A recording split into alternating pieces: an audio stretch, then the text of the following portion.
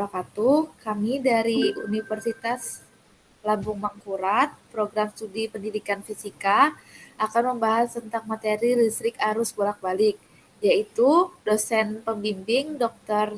Suyitno MPD, dan kami dari kelompok 5. Anggota yang beranggotakan Gustia Salsabila, Amera Ihani, dan Muhammad Ridwan Fitri. Oke, selanjutnya bahas tentang materi arus bolak-balik. Yang pertama, arus bolak-balik yaitu fakta atau fenomenanya. Listrik arus bolak-balik atau listrik AC, alternatif siaran arah arusnya berubah-ubah secara bolak-balik. Berbeda dengan listrik arus searah atau DC, di mana arus yang mengalir tidak berubah-ubah dengan waktu. Arus bolak-balik atau AC adalah sejenis arus yang mempunyai arah bolak-balik karena sumber arus listrik menghasilkan voltase bolak-balik, yaitu dapat kita lihat pada gambar saklar di bawah ini. Baik, selanjutnya arus bolak-balik juga berfungsi untuk menyediakan listrik ke rumah-rumah. Juga digunakan pada telepon, televisi, mesin cuci, kulkas, dan radio. Next.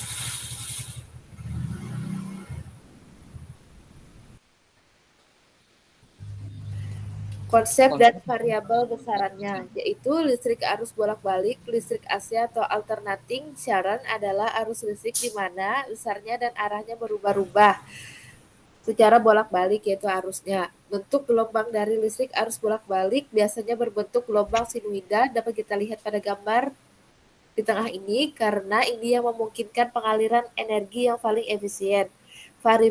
Variabel yang ada dalam arus listrik bolak-balik ini adalah kuat arus atau I, serta beda tegangan atau V. Baik, selanjutnya. Jenis-jenis rangkaian dalam rangkaian AC, yaitu rangkaian resistor, rangkaian induktor, dan rangkaian kapasitor. Yang pertama adalah rangkaian resistor. Sebuah resistor akan dialiri arus bolak-balik ketika dihubungkan dengan sumber tegangan bolak-balik.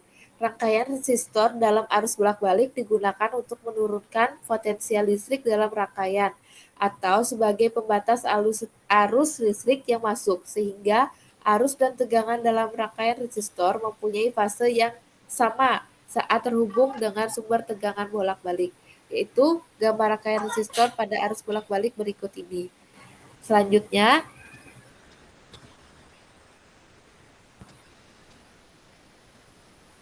rangkaian induktor, yaitu sebuah induktor mempunyai hambatan yang disebut reaktansi induktif.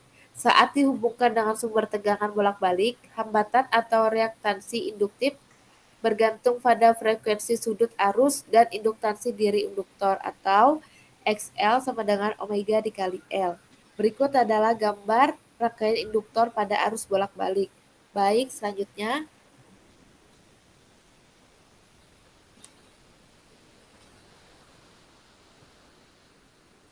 Rangkaian kapasitor, yaitu sebuah kapasitor memiliki karakteristik yang dapat menyimpan energi dalam bentuk muatan listrik.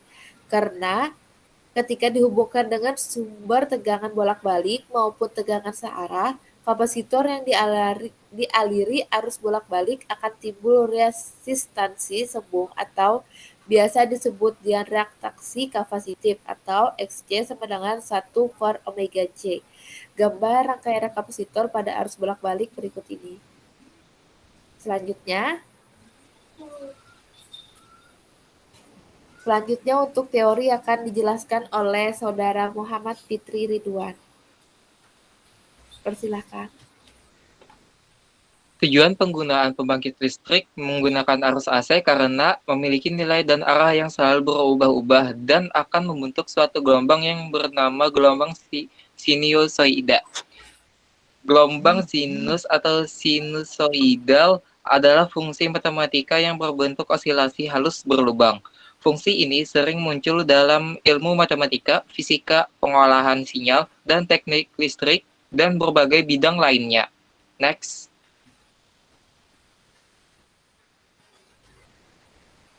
Prinsip atau asas dan hukum.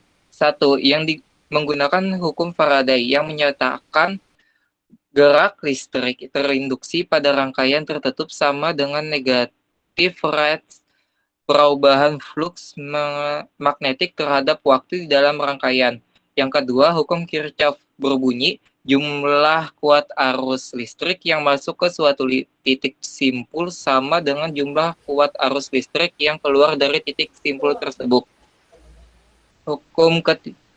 Kemudian hukum Kirchhoff kedua tentang tegangan pada rangkaian tertutup untuk menyederhanakan rangkaian yang rumit dapat digunakan hukum Kirchhoff kedua yang berbunyi di dalam sebuah rangkaian tertutup jumlah aljabar gaya gerak listrik atau dengan penurunan tegangan IR sama dengan 0 secara matematis sebagai berikut.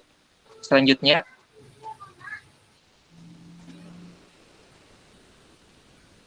adalah bunyi hukum Ohm. Pada dasarnya, bunyi dari hukum Ohm adalah besar arus listrik I yang mengalir melalui sebuah penghantar atau konduktor akan berbanding lurus dengan beda potensial tegangan V yang diterapkan kepada dan berbanding terbalik dengan hambatannya R. Secara matematis, hukum Ohm dapat dirumuskan menjadi persamaan seperti di bawah ini. V sama dengan IR, I sama dengan V per R sama dengan V per I, di mana V adalah tegangan atau beda potensial, I adalah arus listrik, dan R adalah resistansi atau hambatan. Selanjutnya,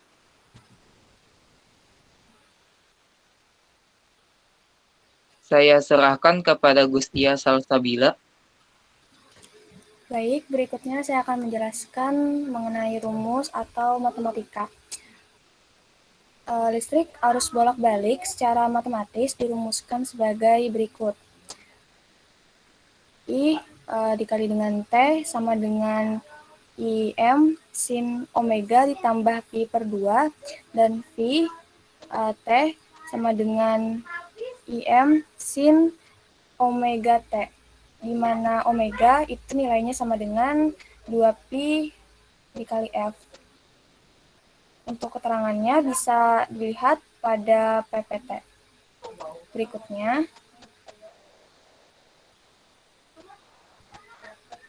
untuk model pemakaian arus listrik AC. Yang pertama ada transmisi tenaga listrik. Listrik dari PLN yang kita pakai di rumah adalah listrik arus bolak-balik ataupun AC. Listrik bisa masuk ke rumah kita melalui suatu cara yang disebut transmisi tenaga listrik. Berikutnya, pemakaian listrik dari rumah kita. Arus listrik masuk ke rumah kita melalui kWh meter dan pembatas daya. Alat kWh meter berfungsi untuk mengatur banyak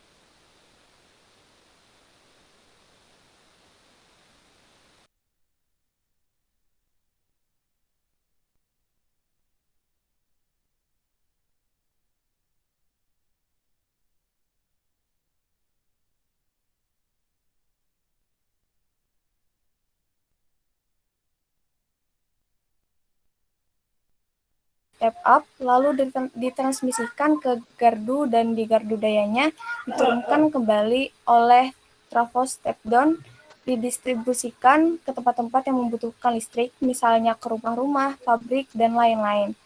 Arus bolak-balik juga biasanya dimanfaatkan untuk peralatan elektronik. Sumber arus bolak-balik prinsip kerjanya yaitu terjadi perputaran kumparan dengan kecepatan sudut tertentu yang berada dalam medan magnetik. Berikutnya, teknologi dan prinsip kerja.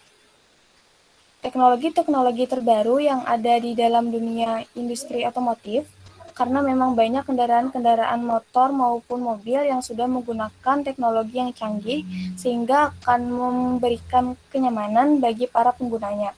Salah satu teknologi yang ada saat ini ialah sebuah generator AC. Generator AC atau generator alternating current berfungsi mengubah tenaga mekanis menjadi tenaga listrik bolak-balik.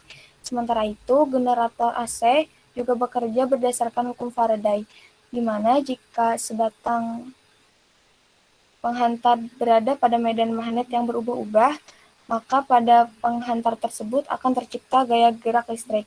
Prinsip kerja generator ini secara sederhana dapat dijelaskan bahwa tegangan akan diinduksikan ke dalam lilitan konduktor pada stator, dan apabila lilitan konduktor tersebut bergerak pada medan magnet sehingga memotong garis-garis gaya. Penemuan motor induksi telah secara permanen mengubah jalannya peradaban manusia.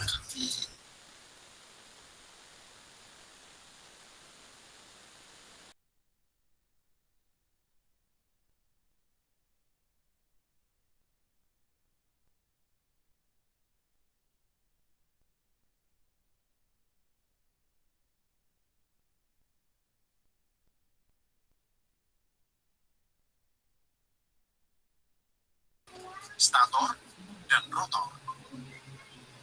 Stator pada dasarnya adalah sebuah gulungan 3 koil dan 3 fasa masukan daya AC diberikan padanya.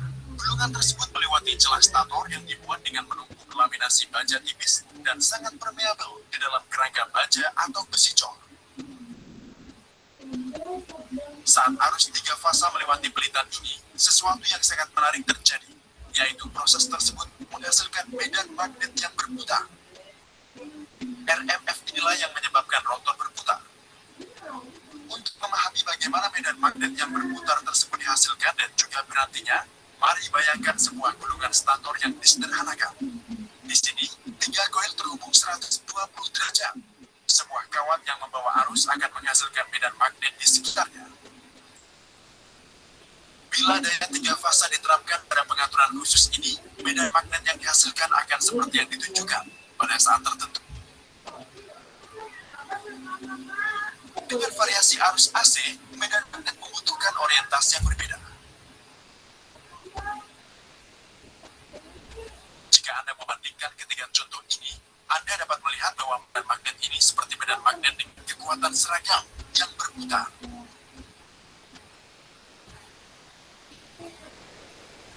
Kecepatan rotasi medan magnet dikenal sebagai kecepatan sinkron. Asumsikan bahwa Anda meletakkan konduktor tertutup di dalamnya. Menurut hukum Faraday, karena medan magnetnya bervariasi, EMF akan diinduksi di dalam loop. EMF akan menghasilkan arus dalam loop. Dengan demikian, situasinya telah menjadi seperti arus yang membawa loop dan terletak di medan magnet. Menurut hukum gaya Lorentz, gaya elektromagnetik akan diproduksi di loop, dan loop akan mulai berputar. Fenomena yang sama terjadi juga di dalam motor induksi. Bukan loop sederhana yang dipakai di sini, melainkan sesuatu yang sangat mirip dengan sangkar. Arus AC 3 fasa yang melewati stator menghasilkan medan magnet yang berputar.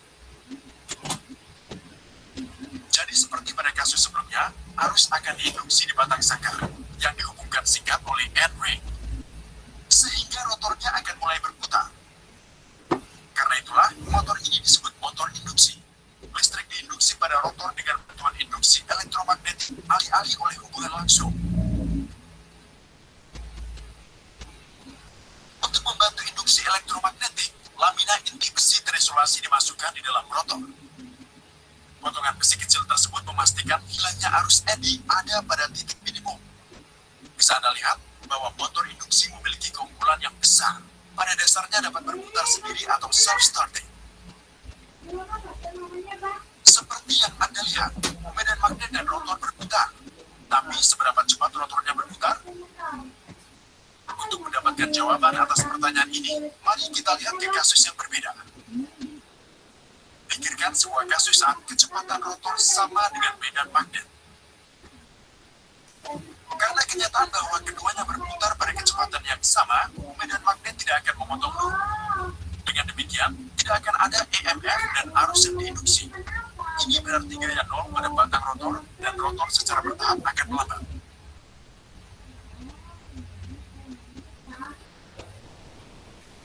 Saat melambat, medan magnet akan memotong putaran rotor, sehingga arus dan gaya yang diinduksi akan naik kembali.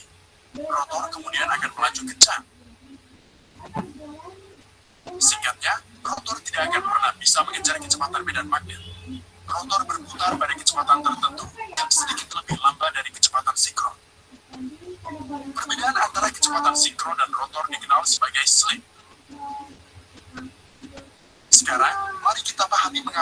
motor induksi menguasai dunia industri dan domestik. Perlu Anda ketahui bahwa motor induksi tidak memerlukan magnet permanen. Motor induksi bahkan tidak memiliki brush atau sikat, cincin komutator, atau sensor posisi seperti mesin listrik lainnya. Motor induksi juga bisa berputar sendiri. Keuntungan yang paling penting adalah kecepatan motor induksi dapat dikendalikan dengan mudah dengan cara mengendalikan frekuensi daya masukan. Untuk memahaminya dengan benar, mari kita lihat sekali lagi tentang pengaturan koil sederhana. Kita tahu bahwa medan magnet berputar dihasilkan karena daya masukan 3 fasa. Cukup jelas bahwa kecepatan RMF sebanding dengan frekuensi daya masukan. Karena rotor selalu berusaha mengejar ketinggalan dengan RMF, kecepatan rotor juga sebanding dengan frekuensi daya AC. Dengan demikian, dengan menggunakan prinsip dasar inverter atau variable frequency drive, seseorang dapat mengontrol kecepatan motor induksi dengan sangat mudah. Piranti motor induksi ini membuatnya menjadi pilihan yang menarik untuk penerapan pada lift, derek, dan bahkan di mobil listrik. Karena bem motor induksi berkecepatan tinggi, mobil listrik mampu berlari dengan transmisi satu kecepatan.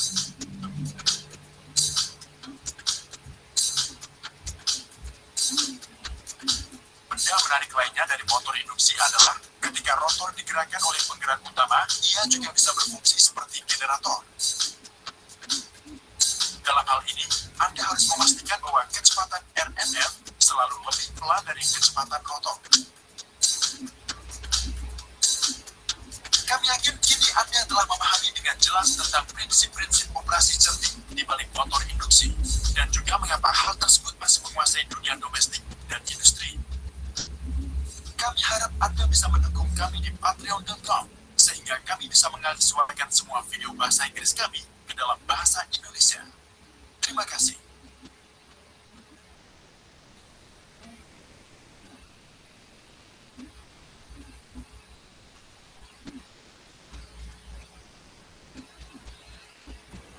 Baik, penjelasan tadi adalah menjelaskan tentang motor induksi, yaitu merupakan listrik arus bolak-balik AC yang paling banyak digunakan. Penamaannya berasal dari kenyataan bahwa motor ini bekerja berdasarkan induksi medan magnet stator ke rotornya. Sekian dari kelompok kami, yaitu kelompok 5 tentang materi arus listrik bolak-balik. Sekian, terima kasih. Wassalamualaikum warahmatullahi wabarakatuh.